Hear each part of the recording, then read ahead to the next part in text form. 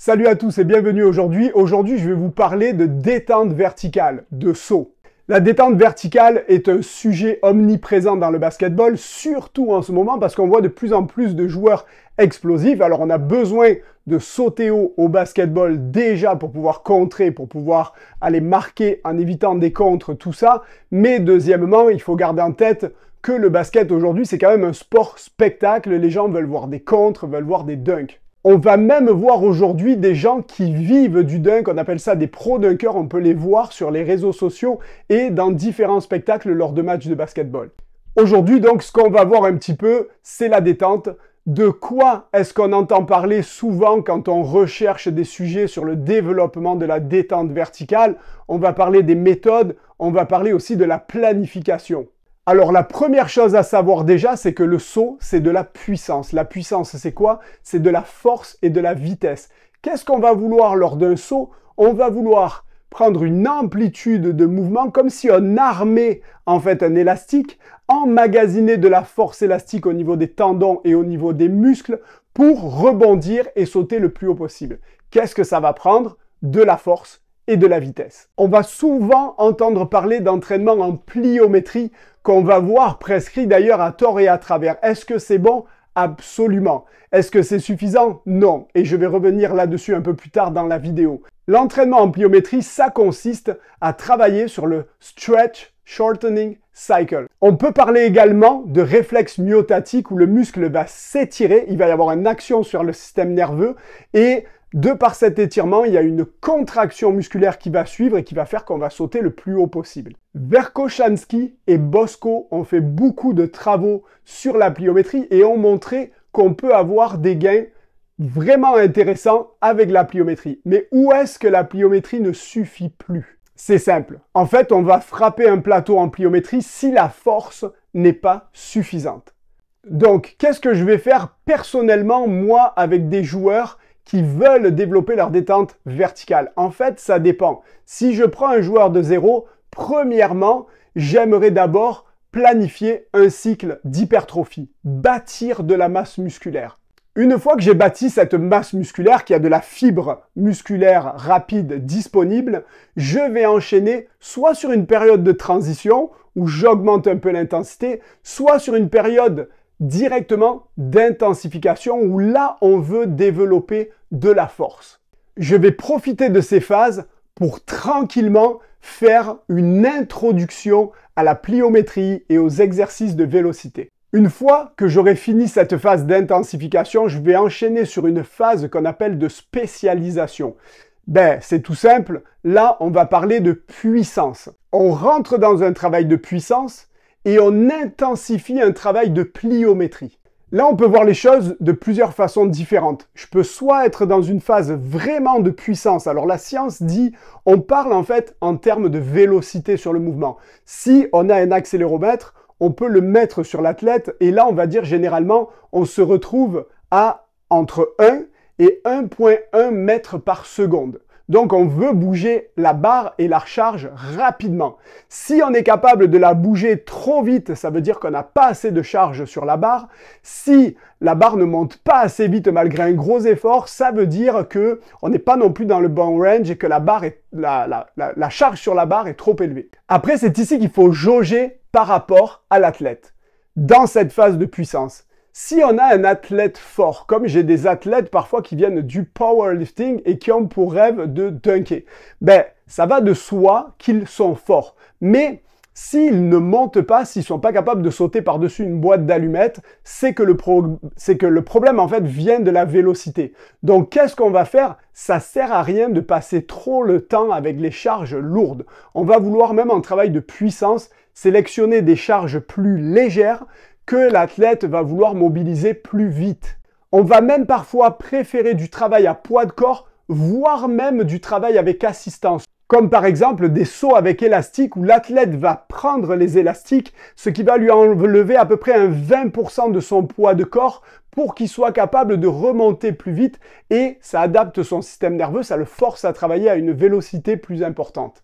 À l'inverse, Si j'ai un joueur qui n'est pas assez fort physiquement qui vient me voir, c'est très important de faire, comme je le dis depuis le début, une phase de développement de la masse musculaire et de travailler sa force.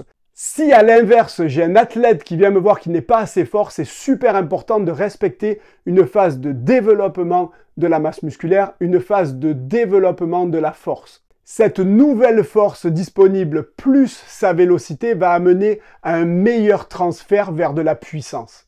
Premier conseil que je vais donner, quand vous avez des jeunes, ne lésinez pas sur le travail en développement technique. Ne choisissez pas 40 000 mouvements de musculation quand vous voulez bâtir de la masse musculaire. Prenez des exercices simples que l'athlète est capable de faire correctement, où vous allez là pouvoir utiliser des plus grandes amplitudes de mouvement. Le fait de maîtriser la technique va premièrement permettre de limiter les blessures, deuxièmement d'avoir de meilleures performances. Ensuite, en phase d'intensification, surtout sur le membre inférieur, ce n'est plus la peine d'aller chercher des mouvements en amplitude complète. La science montre que c'est important d'avoir des mouvements, que c'est pas important mais que c'est intéressant d'avoir des mouvements en amplitude partielle avec des charges plus élevées, une amplitude qui se rapproche de celle qu'on utilise sur des sauts au basketball. Mon deuxième conseil concerne le choix des exercices lors d'une phase de puissance. Il faut toujours que vous gardiez en tête le temps que vous avez de disponible avec l'athlète, ne serait-ce que dans la semaine, et la durée de temps que vous allez passer avec lui. J'aime beaucoup les mouvements tirés de l'haltérophilie. On n'a pas besoin de mouvements complets d'haltérophilie au basket. On a besoin de dérivés. Mais ça n'est pas une obligation. Si ça vous fait passer trop de temps en apprentissage, sachez que la science a montré que des mouvements, par exemple, comme des squat jump, comme des sauts lestés, ont les mêmes résultats que des mouvements d'haltérophilie pour le développement de la détente verticale. Une erreur à ne pas commettre lorsqu'on choisit nos mouvements explosifs, nos mouvements de puissance, ça va être garder en tête que nous, ce qu'on recherche avec la détente verticale, c'est de la verticalité. On voit souvent des entraîneurs prescrire des kettlebell swing, par exemple, qui est très bon, mais c'est un mouvement de puissance horizontale. Si on cherche de la verticalité, on va vouloir un mouvement où on pousse, on va faire notre extension de la hanche, bien sûr, mais on va pousser vers le haut. Ça va être vertical, comme par exemple des power clean. Concernant la pliométrie, ne tombez pas dans le même piège que beaucoup d'autres coachs. N'y allez pas trop vite et n'y allez pas avec trop de volume. C'est sûr qu'au début, on va chercher à apprendre des exercices, on va chercher à exposer le joueur tranquillement à la pliométrie. Donc ce sera des exercices de pliométrie de basse intensité, comme par exemple des pogo jumps, des ankle hops, des sidebound, des choses comme ça. Au fur et à mesure, on va légèrement hausser le volume sur ces exercices peu intenses. Mais par la suite, ce qu'on va hausser, c'est l'intensité. Et au plus l'intensité des exercices va monter, au moins on va vouloir avoir de volume. Comme je le disais dans une précédente vidéo, Mike Boyle, qui est un grand préparateur physique aux États-Unis, prescrit environ 25 sauts par séance lors de ces séances de pliométrie. Quand on parle d'exercices intensifs en pliométrie, on peut par exemple évoquer le dev jump, où on saute quand même d'une certaine hauteur pour arriver à un étirement rapide de nos muscles et tendons et remonter rapidement, ça crée un grand stress au niveau des articulations.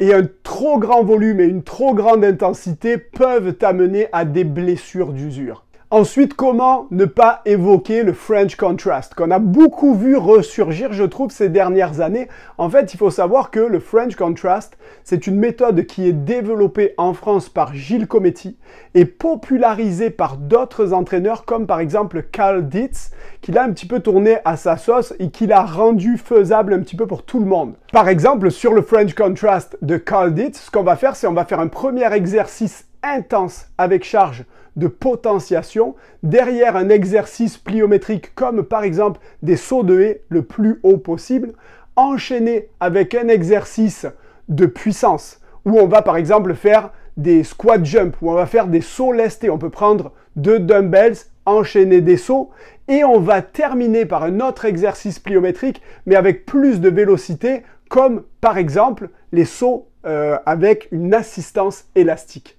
Erreur à ne pas commettre, la charge sur le premier exercice.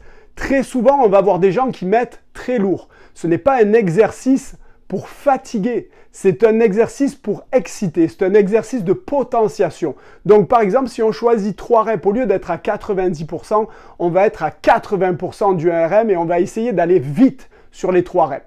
Le but sur ces séances est d'aller haut. On a peu de répétitions sur chaque exercice et on ne veut pas mettre le système nerveux à terre.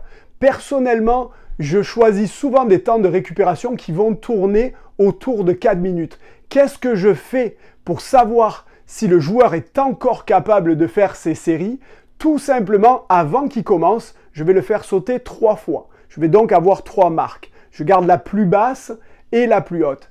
Après son temps de récup, avant de refaire une série, je vais demander au joueur de sauter. S'il est capable de se retrouver à chaque fois, je dirais dans la tranche, dans la moitié haute, entre les 2 points que je lui montre, c'est qu'il peut continuer. S'il n'y arrive pas, s'il est plus vers le bas, ça veut dire qu'il commence à être épuisé. Qu'est-ce que je vais faire? Premièrement, je regarde si la charge sur mon premier exercice n'est pas trop importante. Deuxièmement, j'augmente le temps de récupération. Troisièmement, j'arrête la séance. S'il est allé trop loin, tout simplement, si je vois qu'il commence à être fatigué, j'arrête la séance parce qu'on ne fera plus un travail de qualité et il va mettre trop longtemps à récupérer. Si je dois donner un exemple de programmation concret, je peux faire une accumulation au début, par exemple, sur de l'hypertrophie qui peut durer peut-être 2 à 3 semaines. Je coupe et je pars sur une intensification. Qui dit travail intense, dit travail qui ne peut pas être poursuivi longtemps. Je vais le faire peut-être sur 1 à 2 semaines. En fait, ce sont des cycles. Derrière, sur la spécialisation, pareil, parce que ça va être quand même assez intense en puissance et en pliométrie. Donc, je me dis que je peux aussi rester à peu près 2 semaines dessus. Vous allez me dire, c'est peut-être court, mais le but est après de faire peut-être un deload, une semaine qui va être moins intense et de recommencer le cycle comme ça. Le but est de ne pas passer trop de temps sur des semaines intenses qui vont mettre notre système nerveux à plat. On ne veut pas ça. J'espère que vous avez apprécié le contenu de la vidéo et que ça va vous aider à développer votre détente ou celle de vos joueurs. Si vous avez aimé cette vidéo, mettez-moi un petit like. Si vous avez un commentaire, allez-y. Et n'oubliez pas de partager et de vous abonner à la chaîne pour plus de contenu. Salut!